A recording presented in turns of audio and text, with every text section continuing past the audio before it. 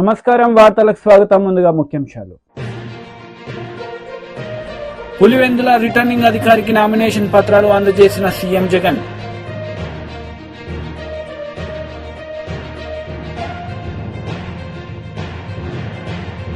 మరోసారి మోడీని ప్రధానమంత్రిగా చేయాలని కోరిన కేంద్ర మంత్రి అమిత్ షా. సిద్దిపేట జనసభలో ప్రసంగం. పులివెందులనే నా ప్రాణం, విజేతలు ఎవరో తేల్చేది ప్రజలే అన్నారు జగన్. సర్వమత ప్రార్థనల అనంతరం నామినేషన్ వేసేందుకు వెళ్లే ముందు పులివెందుల సిసిఐ గ్రౌండ్ లో జరిగిన సభలో ఆయన మాట్లాడారు. చిన్నాన్న గారి విషయానికి వద్దాం. ఇక మా చిన్నాన్న గారి విషయానికే వద్దాం. మా వివేకం చిన్నాన్నను ఎవరు చంపారో, ఎవరు చంపించారో ఆయనకు, ఆ దేవుడికి, ఈ జిల్లా ప్రజలందరికీ కూడా తెలుసు ఏం జరిగింది అన్నది. కానీ బురద జల్లేందుకు ఇద్దరు చెల్లెమ్మలను ఎవరు పంపించారో, వారు వెనకాల ఎవరు ఉన్నారో మాత్రం మీ అందరికీ కూడా రోజు కనిపిస్తూనే ఉంది. ఇంకా ఆశ్చర్యం ఏమిటో తెలుసా? వివేకం చిన్నారను అతి దారుణంగా చంపి, అవును నేనే చంపాను అని అతి హేయంగా బహిరంగంగా చెప్పుకుంటూ తిరుగుతున్న ఆ హంతకుడికి మద్దతు ఇస్తున్నది ఎవరు? మీరే రోజు చూస్తున్నారు కదా అని అడుగుతా ఉన్నారు.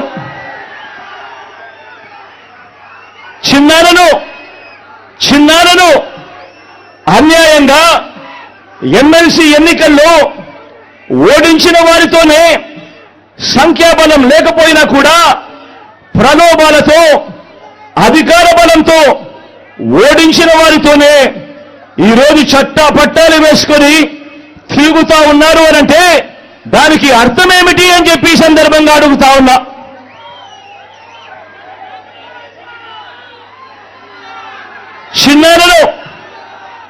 చిన్నానకు రెండో భార్య ఉన్న మాట వాస్తవం అవునా కాదా? ఆ రెండో భార్యతో తనకు సంతానం ఉన్న మాట వాస్తవం అవునా కాదా? అవినాష్ అక్కడికి ఎవరు ఫోన్ చేస్తే వెళ్ళాడు వంటి అనేక ప్రశ్నలు అవినాష్ తన అనేక ఇంటర్వ్యూస్ లో, తన ప్రెస్ కాన్ఫరెన్స్ లో తాను లేవనెత్తిన ప్రశ్నలు సహేతుకమే కదా అని చెప్పి ఎవరైనా అవినాష్ వైపు ఎవరైనా మాట్లాడితే చాలు వెంటనే వారి మీద కూడా అడ్డగోలు ఆరోపణలు చేస్తూ కుట్ర రాజకీయాలు చేస్తా ఉండడం ధర్మమేనా అని చెప్పి ఈ సందర్భంగా ప్రతి ఒక్కరిని కూడా అడుగుతా ఉన్నా. ఆలోచన చేయమని చెప్పి ప్రతి ఒక్కరిని కూడా అడుగుతా ఉన్నా. ఇలా చిన్నాన్నను ఓడించిన వారిని గెలిపించాలని వైఎస్ఆర్ కాంగ్రెస్ పార్టీ అధినేత ముఖ్యమంత్రి వైఎస్ జగన్మోహన్ రెడ్డి పులివెందుల వైఎస్ఆర్సీపీ అసెంబ్లీ అభ్యర్థిగా నామినేషన్ దాఖలు చేశారు. పులివెందుల సిఎస్ఐ గ్రౌండ్లో బహిరంగ సభలో ప్రజలను ఉద్దేశించి ప్రసంగించిన అనంతరం నేరుగా మినీ సెక్రటేరియల్లోని ఆర్ఓ ఆఫీస్కి వెళ్లారు. పులివెందుల రిటర్నింగ్ అధికారికి నామినేషన్ పత్రాలు అందజేశారు. ఈ కార్యక్రమంలో కడప ఎంపీ వైఎస్ అవినాష్ రెడ్డి పాల్గొన్నారు.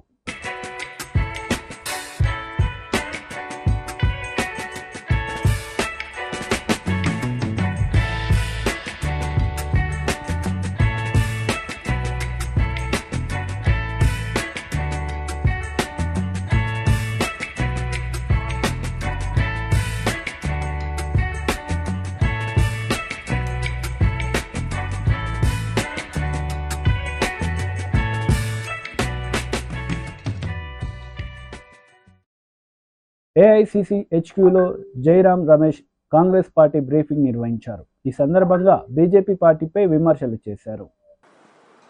उन्होंने हमारे न्याय पत्र को पहले सांप्रदायिक रंग देने की कोशिश की, बाद में कई ऐसे बातें उठाई जिसका जिक्र हमारे न्याय पत्र में बिल्कुल है ही नहीं है. और राजस्थान में, मध्य प्रदेश में, कर्नाटक में, अलग अलग राज्यों में जो उनका प्रचार हो रहा है, महाराष्ट्र में, वो हमारे न्याय पत्र को खूब पब्लिसिटी दे रहे हैं. हालांकि ये गलत पब्लिसिटी है, झूठ पर आधारित प्रचार है, फिर भी पहली बार प्रधानमंत्री विपक्ष पार्टी के न्याय पत्र को, घोषणा पत्र को इतनी और इस तरीके से पब्लिसिटी दे रहे हैं। ये न्याय पत्र भारत जोड़ो यात्रा और भारत जोड़ो न्याय यात्रा के समय जो हमारे नेता जो इस यात्रा का नेतृत्व कर रहे थे, राहुल गांधी जी, और अलग अलग नेता जिसमें कांग्रेस अध्यक्ष भी शामिल थे, इन्होंने यात्रा में भाग ली, दोनों यात्राओं में भाग ली। और इस यात्रा के दौरान जो समाज के अलग अलग वर्गों से उनकी मुलाकात हुई, चर्चा हुई, जनता की चिंता वो सुने, जनता की परेशानी को उन्होंने देखा और उसी के आधार पर ये न्याय पत्र बना। क्योंकि बिल्कुल साफ हो गया था कि पिछले 10 साल में जो प्रधानमंत्री की नीयत है और प्रधानमंत्री की नीतियां हैं, उससे बेरोजगारी बढ़ी है, महंगाई पर कोई काबू नहीं ला पाए हैं और आर्थिक विषमताएं हमारे समाज में पिछले 100 सालों में इतना उस स्तर पर पहुंचा है जो पिछले 100 सालों में देखा नहीं गया। और यही तो हमारे मुद्दे हैं। भारत जोड़ो न्याय यात्रा के समय हमने बार बार कहा, राहुल जी ने बार बार कहा, कांग्रेस अध्यक्ष ने बार बार कहा कि नारी न्याय, युवा न्याय, किसान न्याय, श्रमिक न्याय और हिस्सेदारी न्याय, ये 5 न्याय हमारे चुनाव के रणनीति। సిద్దిపేట జనసభలో కేంద్ర మంత్రి అమిత్ షా పాల్గొన్నారు. మోడీని మరోసారి ప్రధానమంత్రి చేయాలని కోరారు. ఈ సందర్భంగా ఆయన ప్రసంగించారు. तेलंगाना को दिल्ली का एटीएम बनाकर रख दिया है। जो टीआरएस ने भ्रष्टाचार किया था, वो भ्रष्टाचार का, चाहे कालेश्वरम का हो, चाहे भूमि घोटाला हो, एक की भी जांच कांग्रेस पार्टी नहीं कर रही। टीआरएस और कांग्रेस पार्टी दोनों मिले हुए हैं। और अगर मैं आज कहकर जाता हूं, आप तीसरी बार मोदी जी को प्रधानमंत्री बनाओ, मोदी जी तेलंगाना को ये भ्रष्टाचार से मुक्त कराने का काम नरेंद्र मोदी जी करेंगे। भाई और बहनों, मुझे बताओ कि यहां पर तेलंगाना विमोचन दिन मनाना चाहिए या नहीं मनाना चाहिए? जोर से बोलो, मनाना चाहिए या नहीं मनाना चाहिए? ये टीआरएस और कांग्रेस पार्टी दोनों तेलंगाना विमोचन दिन इसलिए नहीं मनाते हैं कि वो मजलिस से डरते हैं। मैं आपको बताना चाहता हूं, भारतीय जनता पार्टी ने तय किया है कि 17 सितंबर को हम तेलंगाना विमोचन दिन मनाएंगे, हम मजलिस से नहीं डरते। और आज मैं तेलंगाना के लोगों को कहकर जाता हूं, भारतीय जनता पार्टी ने निर्णय किया है कि मुस्लिम रिजर्वेशन जो यहां पर टीआरएस और कांग्रेस ने किया है, हम उसको समाप्त कर एससी, एसटी और ओबीसी का रिजर्वेशन करने का काम भारतीय जनता पार्टी करेगी। ये हमने तय किया है। भाई और बहनों, इस बार तेलंगाना की जनता का जो मूड है वो मोदी जी के साथ। तेलंगाना की जनता ने तय किया है कि हर सीट से मोदी जी को कमल को खिलाकर दिल्ली भेजना है। आज मैं तेलंगाना की जनता को विश्वास दिलाने आया हूं कि समग्र तेलंगाना का विकास तभी हो सकता है जब केंद्र में भारतीय जनता पार्टी की सरकार बने। भाई और बहनों, मैं आज आपको कहने आया हूं, क्या हमारे प्रत्याशी को आप प्रचंड बहुमत से जिताएंगे? जरा जोर से बोलो, जिताएंगे? मेढक में कमल का फूल खिलाएंगे? मोदी जी को तीसरी बार प्रधानमंत्री बनाएंगे? तो मेरे साथ दोनों हाथ उठाइए, उठाइए दोनों हाथ, विजय के संकल्प की मुट्ठी बींचे और प्रचंड आवाज से बोलिए, भारत माता की, भारत माता की, वंदे वंदे। టీడీపీ రాష్ట్ర అధికార ప్రతినిధి నీలాయపాలెం విజయ్ కుమార్ మీడియా సమావేశం నిర్వహించారు. ఈ సందర్భంగా సీఎం జగన్ పై ఆయన మండిపడ్డారు. గత సంవత్సరం అంటే మార్చికి పూర్తయిన ఆర్థిక సంవత్సరంలో జగన్మోహన్ రెడ్డి గారి యొక్క లిమిట్, అప్పు లిమిట్ 45,000 సంథింగ్, అంటే 47,000 తీసుకున్నాం. ఆయన ఎక్కువ అప్పులు తెచ్చాడు, దాదాపు 69,000 కోట్లు తెచ్చాడు. బట్ సెంట్రల్ ఇచ్చిన లిమిట్ మాత్రం 47,000, 45,000 సంథింగ్ చేంజ్.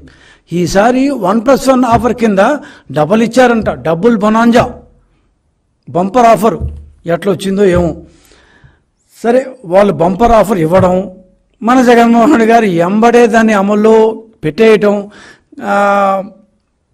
ఏప్రిల్ నెల 3వ తేదీన పెన్షన్లకు కూడా డబ్బు లేకుండా, ఆ అప్పు వస్తే కానీ ఇవ్వడానికి వీలు లేకుండా ఆ నెపాన్నంతా తెలుగుదేశం పార్టీ మీద నెట్టడానికి ప్రయత్నించి ఫెయిల్ అయిపోయి మొత్తం మీద అప్పు తెచ్చుకొని పెన్షన్లు అయితే ఎట్లయితే ఇచ్చారంటే, అప్పు చేస్తే కానీ పెన్షన్లు కూడా ఇవ్వని స్టేజ్కి వచ్చేసారన్నమాట. అందుకని ఎంత వీలైతే అంత అప్పు తెచ్చుకోవాలని ఆయన ఆశయం. అసలు ఇంత అప్పులు ఎట్లా వచ్చాయి? 1,00,000 రూపాయలు, దాదాపు 1,00,000 కోట్లు, 94,000 కోట్లు ఇప్పుడే వచ్చిందంటే ఇంకో 5,000-6,000 కోట్లు ఎక్కువ తెచ్చుకోవడం పెద్ద కష్టమేం కాదు. 1,00,000 కోట్ల రూపాయలు అప్పు ఎలా అడిగావు జగన్మోహన్ రెడ్డి? ఏ బేసిస్ మీద అడిగావు? మాకు తెలిసిన ఆర్థిక దీని ప్రకారం ఏమంటారు, మన బుగ్గన రాజేంద్ర రెడ్డికి చాలా పెద్ద తెలుసు, ఆయన అందరినీ ఎగతాళి చేస్తుంటాడు. సో ఫ్రెషర్లని అదని ఇదని తెగతాలు చేస్తుంటారు. ఆయన చాలా ఎంబీఏ చదువుకున్నాడు, ఆయనకి ఎకనామిక్స్ బాగా తెలుసు. మేమంతా ఎకనామిక్స్ చదువుకున్న వాళ్ళు, మాకేం తెలుసు ఎకనామిక్స్, ఆయన అయితే ఎంబీఏ చదువుకున్నాడు. సో కానీ అప్పు లిమిట్ కేంద్రం ఎలా ఇస్తుంది అంటే, మన యొక్క స్థూల రాష్ట్ర ఉత్పత్తి అంటారంటే ఈ ఆర్థిక సంవత్సరంలో, పూర్తయిన ఆర్థిక సంవత్సరంలో ఎంత క్రయ విక్రయాలు జరిగాయి, స్థూలంగా మొత్తం ట్రాన్సాక్షన్స్, మొత్తం క్రయ విక్రయాల యొక్క వాల్యూ ఎంత, దాన్ని జిఎస్డిపి అంటారు. అంటే గ్రాస్ స్టేట్ డొమెస్టిక్ ప్రోడక్ట్, అంటే స్థూల. వైసీపీ లీడర్ పోతుల సునీత మీడియా సమావేశం నిర్వహించారు. ఈ సందర్భంగా చంద్రబాబు నాయుడు పవన్ కళ్యాణ్పై మండిపడ్డారు. ప్రభుత్వం పరిపాలన నడిచింది, మరి అందులో భాగంగానే మేము సిద్ధం సభలు ఒక వెల్లువలాగా ప్రజానికమంతా కూడా మరి ఇడుపులపాయ నుంచి ఇచ్చాపురం వరకు లక్షలాదిగా వేలాదిగా మేము సిద్ధమని చెప్పి ప్రజలందరూ కూడా తండోపతండాలుగా వచ్చి జగనన్నకి మద్దతు పలికినటువంటి సందర్భాలు రాష్ట్ర ప్రజలందరూ కూడా చూడడం జరిగింది. మరి ఇవన్నీ చూసి ఓర్చుకోలేనటువంటి ప్రతిపక్ష పార్టీ చంద్రబాబు నాయుడు, పవన్ కళ్యాణ్ రోజుకొక అబద్ధంతో, పూటకొక అబద్ధంతో మరి ప్రజల్ని దగా చేయాలి, మోసం చేయాలి, అధికారంలోకి రావాలని చెప్పి ఒక దాహంతో, అధికార దాహంతో ఈరోజు అబద్దాలు సృష్టిస్తూ, అబద్దాలు మాట్లాడుతూ, నిత్యం రాష్ట్ర ప్రజలకి పక్కదారి పట్టిస్తూ, మరి మీడియా, వాళ్ళ పచ్చ మీడియా ద్వారా ఈరోజు అబద్దాలు చూయిస్తూ అబద్దాలు రాయిస్తున్నటువంటి తరుణం ఇది చంద్రబాబు నాయుడు. మొత్తం కూడా వాళ్ళకి ఈ సిద్ధం సభలు, మరి అలాగే ఈ 5 సంవత్సరాల పేద ప్రజల కోసం దేశానికి ఒక రోల్ మోడల్ గా, ఒక ఆదర్శంగా సంక్షేమ సుపరిపాలన నడిచినటువంటి జగన్మోహన్ రెడ్డి గారి పరిపాలన చూసి ఓర్చుకోలేక, ప్రజల్లో జగనన్నకు వస్తున్న ఆదరణను చూసి ఓర్చుకోలేక, మహిళా సాధికారత కోసం, పేదల విద్య కోసం, పేదల వైద్యం కోసం, రైతుల అభివృద్ధి కోసం ప్రతి గ్రామంలో అభివృద్ధి కేంద్రాలు ఏర్పాటు చేసి మరి గ్రామాన్నే కేంద్రంగా చేసుకుని పరిపాలించినటువంటి ప్రభుత్వం జగనన్న ప్రభుత్వం. ఈ రోజు ఈ రాష్ట్రంలో ప్రతి పేదవాడు జగనన్న రావాలి, రెండవసారి జగనన్న ముఖ్యమంత్రి కావాలి, ఇది చారిత్రక అవసరమని మహిళలు, రైతులు, విద్యార్థులు, మేధావులందరూ కూడా మరి కోరుతున్నటువంటి తరుణం ఇది. ఖచ్చితంగా జగనన్నకి అన్ని వర్గాల ప్రజల యొక్క మద్దతు 2024 ఎన్నికల వన్స్ మోర్ జగనన్న అని చెప్పి జగనన్నకు పట్టం కట్టబోతున్నారు మన ఆంధ్ర రాష్ట్ర ప్రజలందరూ. ఇవి చూసి ఓర్చుకోలేనటువంటి చంద్రబాబు నాయుడు వెన్నులో వణుకు పుట్టే ఈరోజు మరి ఇలాంటి అబద్దాలు మాట్లాడుతూ జగనన్నపై హత్యా ప్రయత్నం కూడా చేయడం జరిగింది. మరి రాష్ట్రంలో అక్కడక్కడ వాళ్ళ తెలుగుదేశం పార్టీ మూకలు వైఎస్ఆర్సీపీ పార్టీ నాయకులపైన దాడులు చేస్తూ మరి హత్యలు కూడా చేస్తున్నటువంటి సందర్భం రాష్ట్రంలో ప్రజలందరూ కూడా వీటిని గుర్తించాలి, గమనించాలి. ఇలాంటి వాళ్ళ మనకి పాలకులుగా మనం చూడాలి. మరి మన జగనన్న మన కోసం ఎంతో చేసినాడు, మరి ఎన్నో అభివృద్ధి కార్యక్రమాలు చేశాడు రాష్ట్రంలో. కాబట్టి ప్రజలందరూ కూడా ఎస్సీ, ఎస్టీ, బీసీ, మైనార్టీలందరూ కూడా సామాజిక న్యాయమే ధ్యేయంగా, అభివృద్ధి ధ్యేయంగా, సంక్షేమమే ధ్యేయంగా, వాళ్ళ పిల్లల చదువులే ధ్యేయంగా, మరి వాళ్ళ పిల్లలు రేపు మంచి భవిష్యత్తు ఉండాలని చెప్పి అక్క చెల్లెమ్మల సాధికారత దిశగా జగనన్న చేసినటువంటి అభివృద్ధి, సంక్షేమము మరి ఇవన్నీ చూసి ప్రజలందరూ కూడా ఎంతో ఆనందంగా, సంతోషంగా, ఎవరిని తట్టినా కూడా ఏ గ్రామానికి వెళ్లి ఈ రోజు వైఎస్ఆర్సీపీ నాయకులు ఈ ఎన్నికల్లో భాగంగా కూడా చాలా ఆనందంగా మేము జగనన్నకే ఓటు వేస్తామని చెప్పడం జరుగుతుంది. మేమందరం కూడా ఈ రోజు ప్రచారంలో ఏ గ్రామానికి వెళ్ళినా ప్రతి ఒక్క అక్క గాని, ప్రతి ఒక్క రైతు గాని ఈ రోజు జగనన్న ప్రభుత్వమే మాకు కావాలి, జగనన్న ఉంటేనే మాకు అమ్మ ఒడి వస్తుంది, జగనన్న ఉంటేనే మాకు చేయూత వస్తుంది, జగనన్న ఉన్నందువల్లే ఈ రోజు మహిళల సొంత ఇంటి కల సాకారం అయింది అని చెప్పి ప్రతి ఒక్కరు కూడా ఆనందాన్ని వ్యక్తపరుస్తున్న సందర్భం రాష్ట్రంలో జగనన్న ప్రభుత్వంలో. కాబట్టి చారిత్రక అవసరంగా 2024లో జగనన్నకి పెద్ద మెజార్టీ ప్రజలందరూ ఇవ్వబోతున్నారు. జగనన్న టార్గెట్ ఏదైతుందో 175 మరి 175 స్థానాలు అసెంబ్లీ స్థానాలు, 25 ఎంపీ స్థానాలు ప్రజలు ఇవ్వబోతున్నారు అనేది ఈ Telugu Desam. BRS leader Ponnala Lakshmaiah press meet నిర్వహించారు. ఈ సందర్భంగా ఇరు పార్టీలపై ఆయన మండిపడ్డారు. బనీన్ ఉంటుంది, బనీన్ మీద వాళ్ళ వేస్తారు ఇట్లా అంతే, ఇంకేం లేదు. పళ్ళ పూలు వేసుకుంటాడు 11 గంటల దాకా. మనకేం పని లేదు కదా, వ్యవసాయం పని లేదు, ఇంట్లో పని లేదు, బయట పని చేయలేడు, కూలినాలు చేయలేడు, ఉద్యోగం చేయలేడు. వాడు ఏం చేస్తాడు, పోతుంటే వాడు పోతుండో అని అంటాడు. ఏదో ఒక్కసారి ఊరుకుంటారు, 2 సార్లు ఊరుకుంటారు, 3 సార్లు ఊరుకుంటారు. ఆ పెద్ద మనిషి కాదు, ఈ మధ్య పెద్ద మనుషులు ఊరుకొని ఒక్కసారి వేస్తే వాడు కింద పడతాడు. కింద పడితే వీళ్ళు వెళ్ళిపోతారు వేసి. వీడికి ఎన్నిసార్లు చెప్పినాకైతే పిచ్చోడు, ఎడ్డోడు అనుకుంటూ పోతారు. వాడు లేచి తువాల ఇట్లా కొట్టి బుధం మీద వేసుకొని, ఇప్పుడు వాడనా, ఇప్పుడు కొట్టినవా, మళ్ళీ సర్రా చూద్దాం అంటారా? ఇది మనకు తెలుసా తెలియదా? అంటే వీళ్ళ స్థాయి ఎట్లుంటుందో ఆలోచించమని చెప్తున్నా. అనుభవం, అవగాహన రాహిత్యం, ఆ తర్వాత ఆలోచన రాహిత్యం, ప్రజల పక్షాన నిలబడే తత్వం లేని ఏమనాలి, అదే ఊలే ఆ బాపతోళ్ళు లాగా చర్చకు రమ్మంటావు. అసెంబ్లీలో హరీష్ రావు గారు అన్ని విషయాల మీద చాలా స్పష్టమైన చెప్పాడు. దానికే మీరు సమాధానం ఇచ్చారా? ఇదే కదా, ఇటువంటి వాళ్ళతో చర్చపోతారా ఎవరైనా?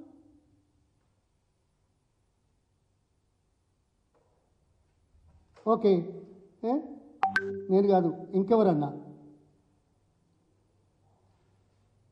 సోనియా గాంధీతో, ఖర్గే గారితో, రాహుల్ గాంధీ గారితో, ప్రియాంక గారితో ఛాలెంజ్ చేస్తే ఇదేమన్నా అయ్యేదా, ఒప్పుకునేదా? నీ పార్టీ అనుభవం ఉన్న వాళ్ళతో మేము చర్చ పెడతాం. 120 రోజుల పరిపాలన ఏమేమి మాట్లాడినావు తెలియదా? ఎలక్షన్ ముందు ఏం మాట్లాడినావు, ఎలక్షన్లు ఏం మాట్లాడుతున్నావు, ఎలక్షన్ తర్వాత ఏం మాట్లాడుతున్నావు? ఎందుకయ్యా ఇవి దాటేసే కార్యక్రమాలు, మభ్యపెట్టే కార్యక్రమాలు? ఓట్ల సందర్భంలో దమ్ము ధైర్యం ఉంటే మీ హామీల మీద మాట్లాడండి. మేము చేశామని ధైర్యంగా ముందుకు రండి. వస్తున్నావా? ఏదైనా మీటింగ్లో చెప్తున్నావా? ఫ్రస్ట్రేషన్లో ఉండి అక్కర్రాని కూతలు కూస్తున్నావు. నీ భాష ఏంటి? ఇది తెలంగాణ ప్రజలకు అవమానం కాదనుకుంటున్నావా? తెలంగాణ ప్రజలు గుర్తించలేరనుకుంటున్నావా? అదేదో తాడేసి ఉంచితే ఎవరెస్ట్ శిఖరం కిందికి వస్తుందని చెప్పే బాపతున్నట్టున్నది. లేకుంటే ఓ చెట్టు కొమ్మకు ఓ తాడేసి చెట్టును వలగొడుతున్న శివుడు అన్నట్టున్నది. ఏం చెప్పాలి, ఏం మాట్లాడాలి? చర్చలు కాదు, ఇప్పటికే ఇచ్చిన సమాచారం మీద రండి, మాట్లాడండి. సమబుద్ధులతో చర్చలకు అవసరం అవకాశం. ప్రజాపక్షాలు నిలబడి 4 గంటలు ఒక వేదిక ద్వారా సమాచారం ఇచ్చిన వాళ్ళు చర్చలకు భయపడేవాళ్ళ? ఆ సమాజంలోని లోతుపాతులు, పరిపాలనా పరంగా చేయాల్సిన అవసరాలు, ముందు చూపు కార్యక్రమాలు ఇవి అర్థం చేసుకోలేని దౌర్భాగ్యపు వాళ్ళ ఛాలెంజ్లు తీసుకోవడం జరుగుతుందా? ఏ పార్టీలైనా ఏదో ఈయన ఛాలెంజ్ చేసినాడని నేను అన్నలా అవుతుందా? చేస్తారా? జాతీయ అధికార ప్రతినిధి తిరునగరి జోస్న మీడియా సమావేశం నిర్వహించారు. ఈ సందర్భంగా పలు అంశాలపై ఆమె మాట్లాడారు. ఎంత పెద్ద ఆర్థిక సరే యూజువల్గా అయితే జగన్మోహన్ రెడ్డి గారి విషయానికి వచ్చేటప్పుడు ఆర్థిక నేరస్తుడు అనేటువంటి ఒక పాయింట్ వస్తుంది.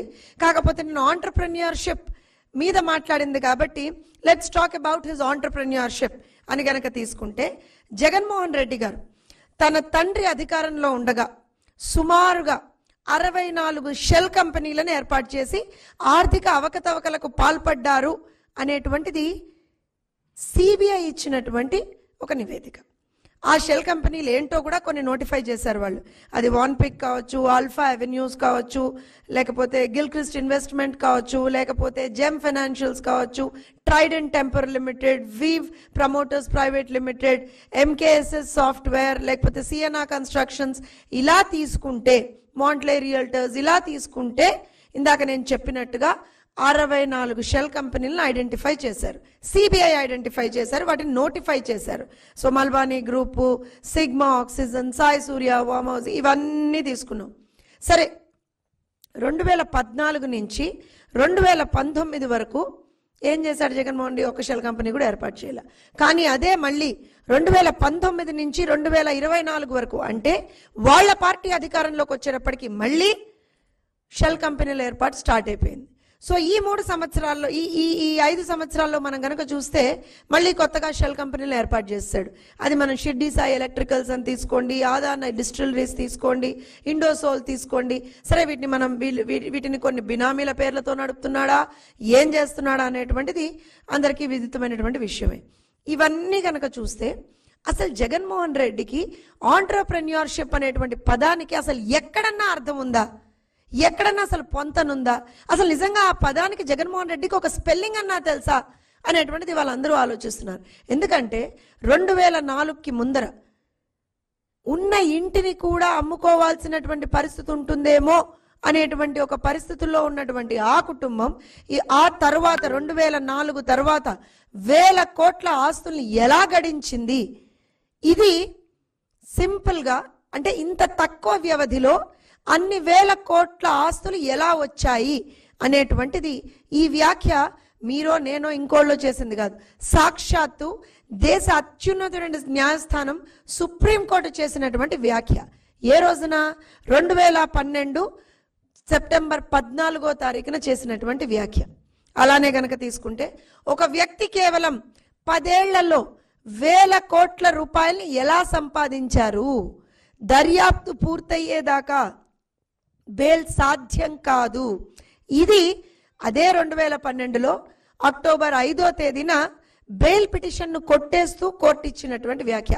ఇలా గనక తీసుకుంటే నిజంగా కూడా అన్ని 1000 కోట్ల ఆస్తులు జగన్మోహన్ రెడ్డి ఎలా సంపాదించాడు? నిజంగా పాపం నిన్న అమ్మాయి అడిగినట్టుగా ఆంటర్ప్రెన్యూర్షిప్ స్కిల్సా, లేకపోతే దోచుకోవడం అనేటువంటి ఒక స్కిల్ని నిజంగా కూడా నాకు తెలిసి దాంట్లో పిహెచ్డీనో ఇంకేదన్నానో చేసినటువంటి జగన్మోహన్ రెడ్డి స్కిల్లా అనేటువంటిది ఆలోచించాల్సినటువంటి పరిస్థితి.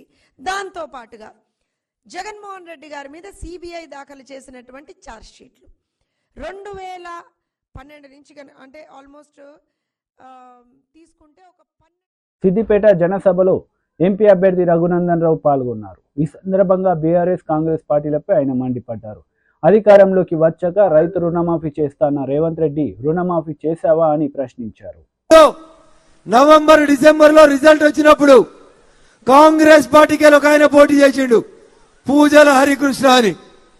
20,000 రాలే తమ్మునికి, ఓడిపోయిండు పాపం. కానీ ఇలా రోజు సిద్దిపేటలో రోడ్లకి మోరీలకి ఎవరు కొబ్బరికాయలు కొడుతురు? పూజల హరికృష్ణ కొబ్బరికాయ కొడుతుండు. 30 మంది కౌన్సిలర్లు ఉన్నారు. ఒక్కడన్న పోయి మా ఎమ్మెల్యే రాకుండా ఎట్లా కొబ్బరికాయ కొడతామని ఒక్కడన్న అడ్డం పోయిందా? పోలేదంటే హరీష్ రావు మీద సిద్దిపేట వాళ్ళకి ప్రేమ ఉన్నదా, కోపం ఉన్నదా, భయం ఉన్నదా అనేది ఒకసారి అర్థం చేసుకోవాలి. ఇలా అధికారం పోయింది, హరీష్ రావు సిద్దిపేటకు వస్తలేడు. ఎందుకంటే పోలీసు వాళ్ళు గౌరవిస్తలేరు. ఆయనకు వంత వాడే సురేందర్ రెడ్డి లేడు. ఉన్నాడా సురేందర్ రెడ్డి? ఉన్నాడా? సురేందర్ రెడ్డి? హరీష్ రావు అడుగులకి మడుగులెత్తే పోలీసు వాళ్ళు ఉన్నారా? ఇప్పుడు ఉన్నారా? అందుకని హరీష్ రావు కూడా వస్తలేడు. వస్తే కూడా అప్పుడప్పుడు మెల్లగా ఇట్లా వచ్చి సాటికి వచ్చి సాటికి పోతా ఉన్నాడు. అంతేనా? అందుకని భారతీయ జనతా పార్టీ నాయకులకి, కార్యకర్తలకు నేను సవినయంగా ఒకటే విజ్ఞప్తి చేస్తా ఉన్నా. సిద్దిపేట భయంలోంచి బయటికి వచ్చింది. సిద్దిపేట ఇయ్యలో 40 ఏళ్లుగా 1985లో చంద్రశేఖరరావు గెలిచిన నాటి నుంచి ఇయ్యాలటి దాకా ఒకటే కుటుంబం సిద్దిపేటను దోసుకుంటే ఆ సిద్దిపేట ప్రజలు చంద్రశేఖరరావు గారి కుటుంబాన్ని, హరీష్ రావు గారిని వద్దనుకున్నారు. కాబట్టి ఇలా సిద్దిపేట గడ్డ మీద భారతీయ జనతా పార్టీ కోసం ఇంతమంది కార్యకర్తలు వచ్చి నినదించారనేది ఒక్కసారి మీరందరూ కూడా గుర్తుంచుకోవాలి. చాలా మాట్లాడుతూ ఉన్నాడు హరీష్ రావు. నేను ఇవాళ రేవంత్ రెడ్డి కూడా బాగా మాట్లాడుతూ ఉన్నాడు. గంట కింద కాంగ్రెస్ పార్టీ గాంధీ భవన్ ముంగట ఓ బోర్డు పెట్టుకొని కూర్చున్నాడు రేవంత్ రెడ్డి. ఆ బోర్డులో నయవంచన అని హెడ్డింగ్ పెట్టిండు. నయవంచన అనే పదానికి పర్యాయ పదం ఎవరంటే ఈ దేశంలో కాంగ్రెస్ పార్టీ తప్ప ఇంకొక పార్టీ కాదు. దేశానికి స్వతంత్రం వచ్చినప్పటి నుంచి ఈ దేశంలో మెజారిటీ ప్రజలని వంచింది ఎవరంటే కాంగ్రెస్ పార్టీ తప్ప ఇంకొకరు కాదు. ఒక దేశానికి 2 రాజ్యాంగాలు, 2 ప్రధానమంత్రులు, 2 జెండాలు, 2 ప్రైమ్ మినిస్టర్లు ఉంటారని చెప్పి ఈ దేశ ప్రజలని వంచినటువంటి పార్టీ కాంగ్రెస్ పార్టీ. ఆ కాంగ్రెస్ పార్టీ ఆఫీస్ ముంగట నయవంచన అని ఒక బోర్డు పెట్టుకొని రేవంత్ రెడ్డి కూర్చొని ధర్నా చేస్తున్నట్టు నాటకం చేస్తుండు. నేను సిద్దిపేట గడ్డ మీదకి వెళ్ళి రేవంత్ రెడ్డి గారిని అడుగుతున్నా, ఎన్నికలు అయిపోగానే డిసెంబర్ 9వ తారీఖు నేను ముఖ్యమంత్రి అయితే వెంటనే ప్రతి రైతుకి 2 లక్షలు రైతు రుణమాఫీ చేస్తా అన్నాడు. అయిందా రుణమాఫీ? ఇగో రేవంత్ రెడ్డి దీన్ని అంటారు నయవంచన. అంటే ఓట్లేయించుకొని గడ్డకెక్కి ముఖ్యమంత్రిగా ప్రమాణం చేసి 4 నెలలు అయితే కూడా 2 లక్షల రైతు రుణమాఫీ చేయలేదు కదా. ఇగో దీన్ని అంటారు రేవంత్ రెడ్డి గారు నయవంచన అని దీన్ని చెప్తారు. ఏం చెప్పిండు? పెద్ద కొడుకు 2,000 ఇస్తుండు, ముసలవ్వకిస్తే ముసలాయనకి ఇస్తలేడు. ఇంటికి 2 పింఛన్లు కావాలంటే ముసలవ్వకి ముసలాయనకి ఇద్దరికి మనిషికి 4,000 పింఛన్ కావాలంటే కాంగ్రెస్ పార్టీకి ఓటేయండి, వచ్చే డిసెంబర్ నుంచి మేము 4,000 పింఛన్ ఇస్తా అన్నాడు. అక్క ఎవరికైనా 4,000 పింఛన్ వచ్చిందా? గిడ కూర్చున్న మా వాళ్ళు చెప్పాలి, ఎవరికైనా 4,000 పింఛన్ వచ్చిందా? రాలేదా? వచ్చిందా? జర గట్టిగా చెప్పాలి, గిట్టిగా వచ్చేదాకా. 4,000 పింఛన్ వచ్చిందా? రాలేదు. ఇగో రేవంత్ రెడ్డి దీన్ని అంటారు నయవంచన. వార్తలు ముగించే ముందు ముఖ్యాంశాలు మరోసారి. పులివెందుల రిటర్నింగ్ అధికారికి నామినేషన్ పత్రాలు అందజేసిన సీఎం జగన్.